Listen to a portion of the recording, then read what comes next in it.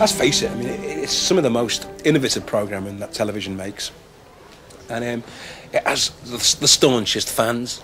And yeah, I might be a bit rude and I might be a little bit cocky and, a little bit confrontational, but it's all going to be tongue-in-cheek and it's just going to be a celebration of science fiction, basically. Science fantasy and science fact.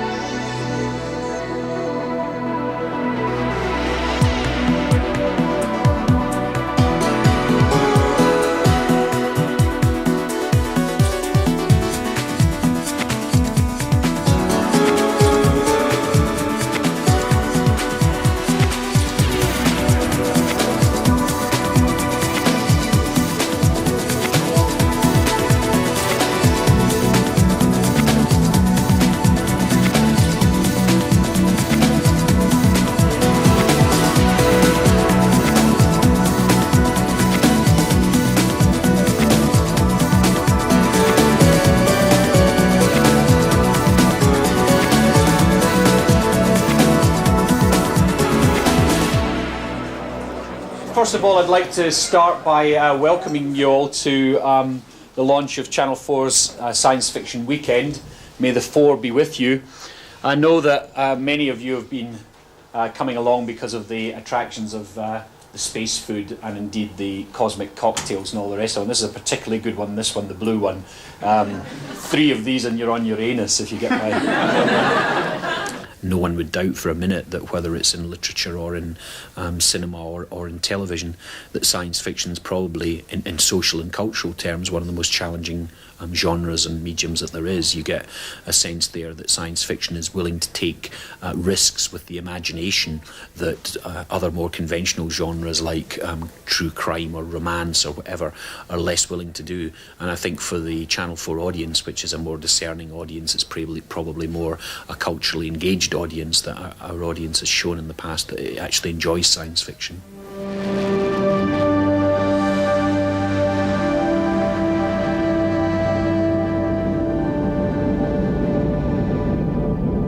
I think Babylon 5 has been immensely successful for Channel 4. We've been criticised on a number of occasions by more discerning and maybe hardcore science fiction fans who've made the quite legitimate claim that this is actually an adult programme and that is maybe best placed later in the evening, maybe even 9 o'clock or repeated later in the evening when an adult audience is watching. And I think that's something that we are aware of and are looking at. With Babylon 5, because of the importance that Channel 4 places on it as a series, we don't have an immediate plan of action for how we would re-show it. But one thing I think is important is that a number of different channels, most recently the Science Fiction Channel, have approached Channel 4 about either sharing rights in the future or having repeat rights or having non-terrestrial cable or satellite rights.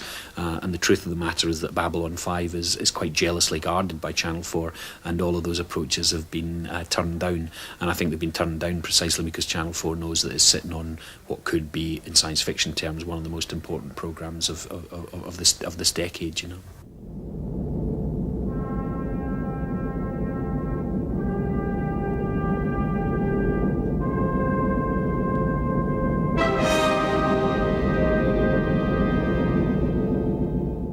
We filmed Red Dwarf 7 and a Christmas special, and I think Red Dwarf 8's planned as well. I think the idea is to get us up to 52 episodes so that we can syndicate across America. So it's just a case of getting all the episodes in. I like doing Red Dwarf. I mean, of course I want to do different things, but Red Dwarf gives me such a big laugh. I mean, it's such a great thing to make. So I think a lot of comedies, like Fawlty Towers and things like that, I think they all didn't have a shelf life. Then they did 12 episodes of Fawlty Towers, you know, and whilst it's still got a shelf life, I think it should still be done.